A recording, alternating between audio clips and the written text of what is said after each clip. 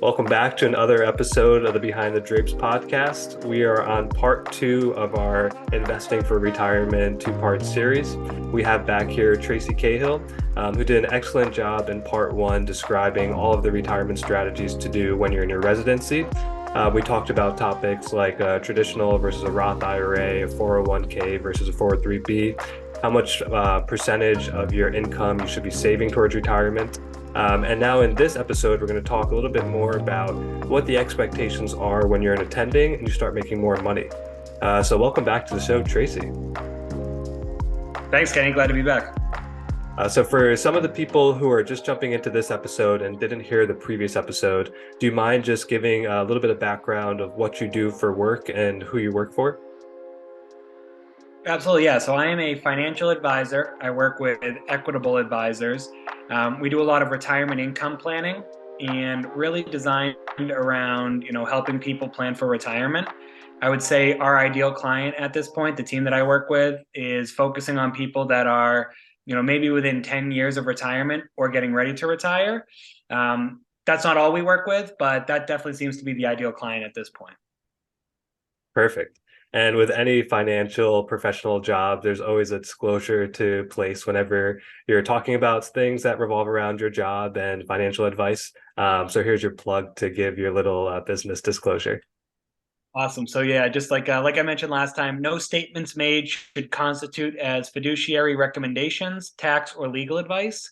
Information is intended to be educational and is not a solicitation for a service or any type of security. Boom. Now the company can approve these two episodes. We're good to go. Perfect. All right. So, like I mentioned, in this episode, I'd love to focus on that financial jump that we take from being a resident to now making six figures. A lot of times you can be making 150 plus, upwards of even like 500K. And again, we're going into that situation with very little financial literacy background. And so we're either relying on ourselves or advisors like you to help us make the right decisions with our money. One of the things that we've sort of spitballed and talked about sort of behind the scenes was this concept of a backdoor Roth. It's something I'd heard about before our conversations just from listening to podcasts.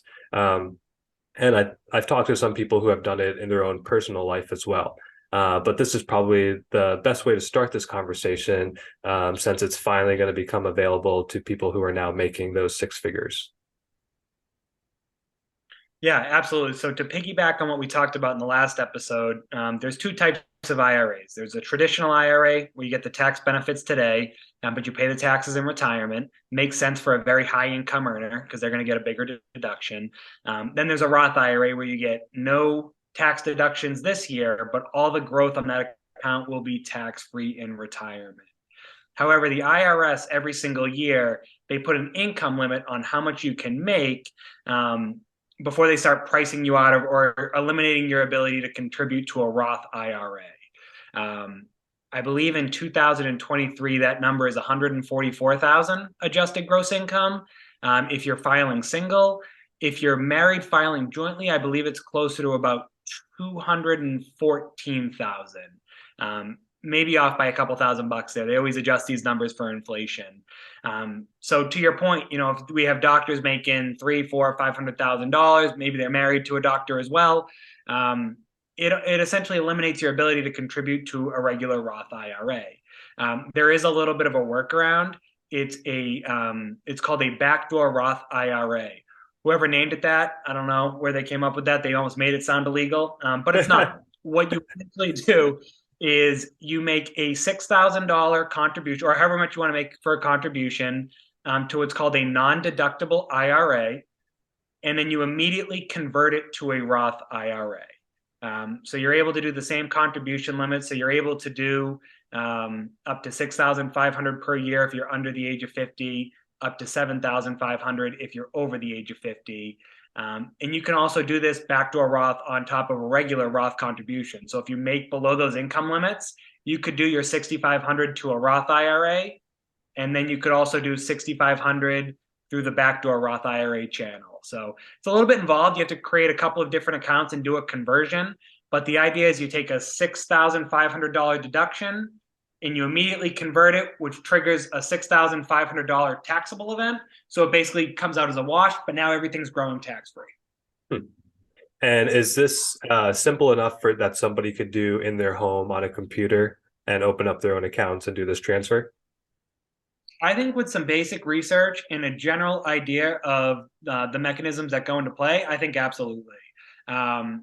A 401k provider that makes it very easy to do something like this is if you work with, I know a lot of hospitals use Fidelity as their 403b or 401k provider. You can talk to a rep at Fidelity, kind of let them know what you're looking to do, and they can very easily walk you through it. So you get kind of the guidance of an advisor, but it's just someone in a call center. It's not necessarily a local advisor or someone that you need to pay or compensate in any certain way. It's usually a resource that's available through the hospital's plan. Cool. And then as people are sort of transferring jobs and starting new plans, you have this option to combine your previous retirement plans. Do you see any benefit of combining those plans versus keeping them separate? Yeah, so whenever you change employers, I always tell people you have four different options. The first option, which isn't a good one, is you're able to withdraw the money where you pay some penalties and taxes. So that's option one. It's not a very good option. Option two, you can leave the money right where it is in the old employer's plan. The downside to that is you're going to be tied to the investment options that are available inside of that plan. You can then, the third option is to move it to your new employer's plan. People usually like that because consolidation just makes it a little bit easier. I would say the one downside is now we only have the new employer's investment lineup available. The fourth option, the one that I usually lean towards the most, is you can roll over a previous employer's plan to an IRA, a traditional IRA or a Roth IRA, depending on what the source of funds inside of that plan is. But the benefits of an IRA, Kenny, is more investment options. So like most 401ks, you can't pick single name stocks, but maybe you want to invest it in Tesla or Amazon, Apple. Inside of an IRA, you just have a lot more investment options available, where inside of a 401k or a 403b at the hospital or a company, you're usually limited to somewhere between 20 and 50 investment options. Mm-hmm. Interesting. Before I want to get into, not that they're bad. It's not that they're bad investment options. It's just you could get those same investment options in an IRA as well as a heck of a lot more. Sounds like a little bit more wiggle room with the IRA. So I want a lot more investment options. I definitely want to get into personal investing. But I had one quick question, which if you don't know the answer to this, it's totally okay because we didn't talk about it before. But I've heard of concepts of people putting away money for their future kids' college funds or educational funds. Is that something that is like a standard way to do it? That's like a non-deductible fund like you were talking about? Or is this something that people just do on the side and open up like an extra savings account? Yeah, there's a couple of efficient ways to save for those types of things. For education savings, the most common one is called a 529 plan.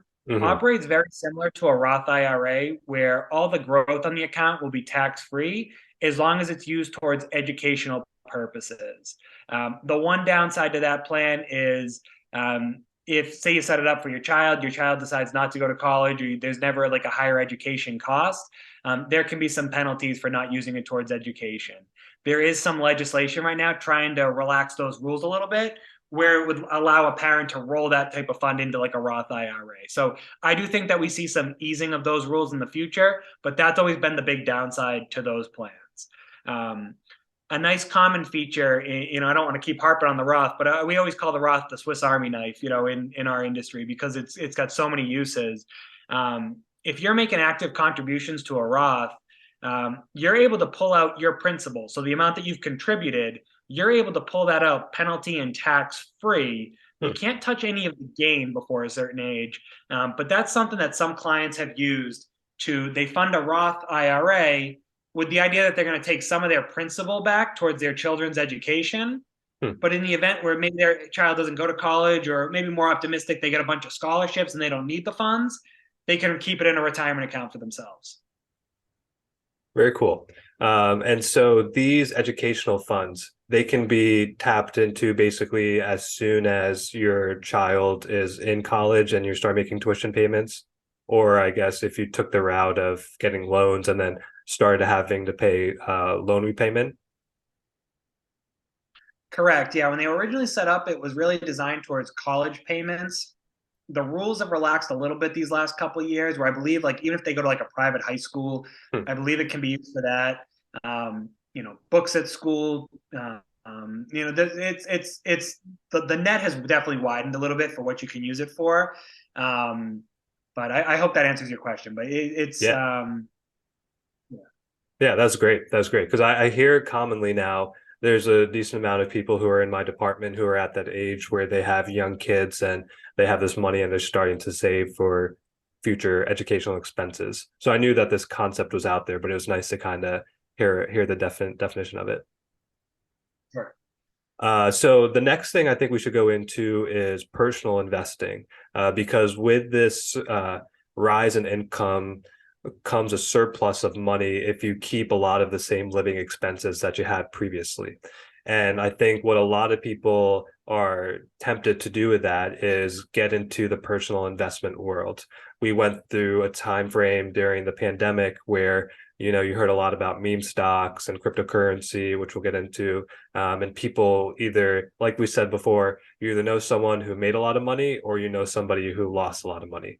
And so I think that interested people in personal finance. And so I think we're a very vulnerable population to get into it without knowing too much about it before we find ourselves drowning. So let's start with some of the simple things that somebody could do if they wanted to get into personal investing. Yeah, so I think first and foremost, I think a great way to start is to, open up some type of brokerage account, where you can invest in, whether it be, individual company stocks, mutual funds, ETFs, or what's called index funds. Um, I think that's a great place to start. We really, we've gone through a relatively, interesting 3 or 4 years where, people our age, we're in our early 30s, started making some money. And, then the pandemic hit and we saw a really big stock market correction. So anyone that was kind of able to put some money to work at that time probably saw a relatively nice recovery depending on what they invested in. So I think, being able to get money in those type of brokerage accounts. Now, brokerage accounts are a little bit different than retirement accounts because they remain liquid. You don't get the tax benefits. So if you ever do sell out of a position, you will have to pay what's called a capital gains tax. But that's a good thing. That means your investment grew. So I think a brokerage account is a great place to start. I'm a big believer in keeping it simple. I most of our brokerage fund, Allie and I's brokerage fund, it is, mainly in S&P 500 index funds. So that means it's invested in big United States companies, Apple's, Google's, Amazon's of the world. Um, you know, when the pandemic hit and a couple of companies really got hit hard, like cruises, airlines, we bought some of those, with the idea that eventually they would recover and would get out of the pandemic. But those were kind of one-offs. A bulk of our Mhm. portfolio, in our brokerage account is S&P 500. Mhm. Um, it seems to come in second place every year. Some years, cryptocurrency might beat it. But then last year, if you look at it, cryptocurrency was down, 60, 70%. So it's not always going to be first place. And sometimes it can be a little bit boring. Sometimes we're always looking for the next Tesla, the next Apple. And there's a spot for that inside of the portfolio. But I think the meat and potatoes should be, stocks that are, what's called blue chip stocks, big United States companies. And can you just define what an index fund is versus individual stocks? Sure. So an individual stock is going to be invested in an individual company. So if you have a share of Apple, you are technically an owner of the Apple company, a very small percentage. So as the Apple share price grows, yours will grow as well. An index fund is going to pool a lot of different companies' stocks together. So it does a lot of the diversification for you. So a very common one, like these S&P 500 index funds, they're going to track exactly what's going on inside of the S&P 500. And since there's not a whole heck of a lot of managing, they're not picking and choosing companies, taking companies out, adding companies in. The cost on those are pennies on the thousands, 0.001% sometimes. Sometimes Fidelity even offers them at zero cost. So very low fee. And when you turn on the news and you hear that the S&P 500 was up 1% for the day, your index fund's probably going to be up 1% for the day. If it's down 1% for the day, you're going to be, so it's going to be very much mirroring what the S&P 500 is doing. Takes a lot of the day-to-day management out of it for you. Perfect. And then the other definition that I think people run into is, what is the difference between a stock and a bond? Sure. So a stock is ownership in a company, where a bond is a debt instrument. So you are a debt holder of whoever you took the bond out from. So stock prices tend to be tied to company performance, where a bond fund is oftentimes a guaranteed coupon payment that you will be receiving. A bond is different than a bond mutual fund. I think that's where some people got a little bit tricked up this last year. Bond mutual funds are actually very sensitively tied to interest rates. They have an inverse relationship. The easiest way to explain it is last year, as the interest rates really started to rise, more attractive bonds became available because now interest rates were higher. So people that were holding bond funds that were maybe 2, 3, 4 years old, they had less attractive rates in it. So the value of them actually fell because there were more attractive options out on the open market. So the stock, in the short of it, is ownership in a company, where a bond is you are a debt holder, meaning someone owes you a coupon payment. And are there times in your life where someone is going to favor more stocks over bonds, or more bonds over stocks in their portfolio? Yeah, I would say the general rule of thumb was always, as you get close to retirement, you want 60% stocks, 40% bonds. Personally, we have kind of challenged that idea a little bit. We think bonds have held up these last 20, 25 years up until last year because we were in a lowering interest rate environment. Interest rates were going down for a good 20 years. Eventually, it hits an inflection point where during COVID, interest rates were essentially pretty close to zero. And as inflation kind of got out of control, now interest rates needed to start going up. So bond prices were actually down almost as much as stocks last year. We also don't believe that they have nearly the upside potential that the stocks do. So there are some alternative investments that are available out there that we've used as bond alternatives. So I think that general rule of thumb of you want to have a certain amount of stocks, a certain amount of bonds, it worked for a while, but now as some of the economic market conditions are changing, it might be worth re-looking at what are some alternative options. And what are some common pitfalls that you see people run into when they take on personal investment? I think we're emotional creatures. It's when the markets are turbulent, some people like myself, I look at it as an awesome opportunity to get more money in there at a lower price. So I always look at it as an opportunity. Last year, 2022, when the market was falling, you turn on the news, they make it seem like the world's ending. The amount of phone calls that I got from people saying, will we ever recover from this? And the answer is yes. It wasn't nearly as bad as people thought. But sometimes people have that knee-jerk reaction. They get a statement or two in a row where they say, wow, I've lost X amount of dollars. Should I get out and get on the sidelines until the economy recovers? The problem is by the time you feel comfortable with the economy recovering, the market's usually already recovered and you've missed out on that potential upswing. So, I think if you look at, the February, March, April, May, and June of 2020, that was a great, the market absolutely collapsed that month during COVID because of all the uncertainty. And then it had a rapid, recovery. But a lot of people missed out on that recovery because they really wanted to wait for us to kind of get out of the woods a little bit. But oftentimes when you feel comfortable, it can be too late. And what are some That's a long way to say. That's a long way to say when you make some investments, especially when you have time on your side. I'd recommend, buying and holding and weathering the storm through some of the volatile times. Yeah, absolutely. Totally sound advice. And it's so hard to fight the inner emotion that we have as humans, especially when it comes down to money, because money really matters a lot in people's lives. Oh, absolutely. It's easier said than done, Right. and sometimes it's easy to play Monday morning quarterback and say, hey, if you just hold on, it'll all work out. Easier said than done. Let's put it that way. Definitely.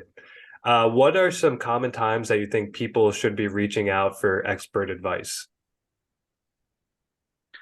I think when it comes to plan design and getting organized, I think especially, when you're early in your working years, you build up a lot of, a 401k here, a 403b there, an IRA, an investment here. You build up a lot of different products. At a certain point, you want to make sure that all of these are working together towards your end goals. If your end goal is retirement, it doesn't make sense to have everything in non-retirement accounts.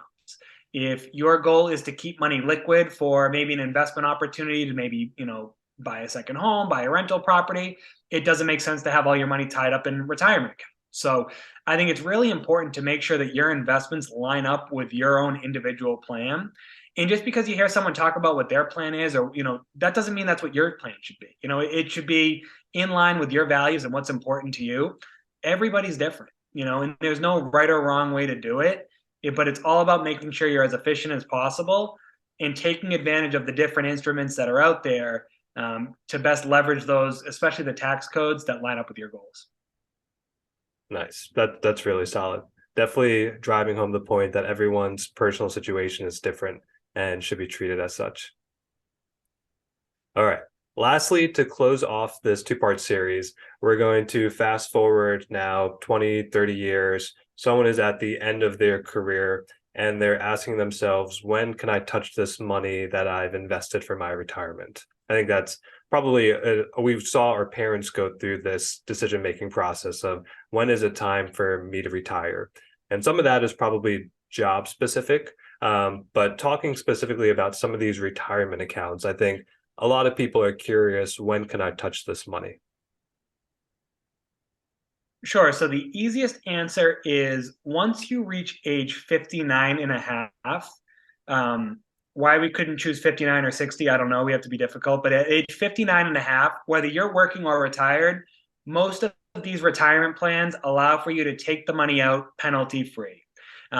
So age 59 and a half is a very easy way to kind of look at it, is under most circumstances, you can access the money then. There are some tools like the Roth IRA, you are able to access the principal a little bit sooner. Like I mentioned earlier, you can access the principal as long as you've had the account open for a certain amount of time. You can't touch any of the growth inside of the Roth, but you can access some of the principal before that age of 59 and a half. What I would say is even more important is when you start taking money out of these accounts, it's very important to have a strategy as to which pool you're going to pull from and why. The reason I say that is if you're looking to take out money and you're still in a relatively high income bracket, maybe it's, you're still working, but you have an opportunity to buy a vacation home and you want to take out some of your retirement assets to buy that. Those are the years we'd want to leverage a tax-free bucket because you're already going to be in a high tax bracket. We don't want to take out more pre-tax assets that would bump you up potentially even another tax bracket. You get hit pretty hard in taxes. So that would be a great year to leverage your Roth IRA. Maybe the year you retire, you wait a couple of years to take Social Security payments, and you have a couple of years where your taxable income is very low. That's a great opportunity to tap your pre-tax investments because now you're paying it at a much lower tax rate. So everyone always talks about diversification for investment purposes, making sure all your eggs aren't in one basket. But I think it's also important to diversify your tax situation in retirement. So that's why it's ultra important to have some taxable assets, some tax-free assets, because you can really leverage the tax codes depending on your situation year to year. Perfect. That's great. This has been a great discussion, very informative and very useful for myself, and I think hopefully a lot of the listeners who are listening in. Thank you for all the advice you've given. I'm going to leave the listeners with my top 5 pieces of advice that I got from you, and you can chirp in and say if you agree or disagree or if you would add anything. But I'm going to go with number 1, and this is no particular order. Number 1, start investing while you're young. Number 2, start somewhere where you're comfortable and then annually try and push yourself to invest more and more. Number 3, any strategy is better than no strategy. And I think you kind of hit that point with what you were just recently talking about. Number 4, know how you're going to retire. So like we're strategizing here, know which accounts to tap into, know which ones are going to be wise to wait on. And number 5, we had 2 books we were going to read. What money mean? What remind me the two names of the books. The Psychology of Money Psychology of Money and, and The Power of Zero. and The Power of Zero. Perfect. Anything you'd add to that? No, I think that sums it up pretty well. I would say, most importantly, start as soon as possible. Doesn't matter the amount. Something's always better than nothing. Oftentimes when I talk to someone, I always like to say, you can either start saving a little bit now or you'll be forced to start saving a lot later. So that just kind of ties in. So 1 and 2 is, in my opinion, the most important thing. Start early and start where you're comfortable. Challenge yourself to increase it a little bit every year. Awesome. Well, thanks, Tracy. I appreciate your time and I appreciate your advice. Thanks, Kenny. Thanks for having me on. All right, I'll talk to you later.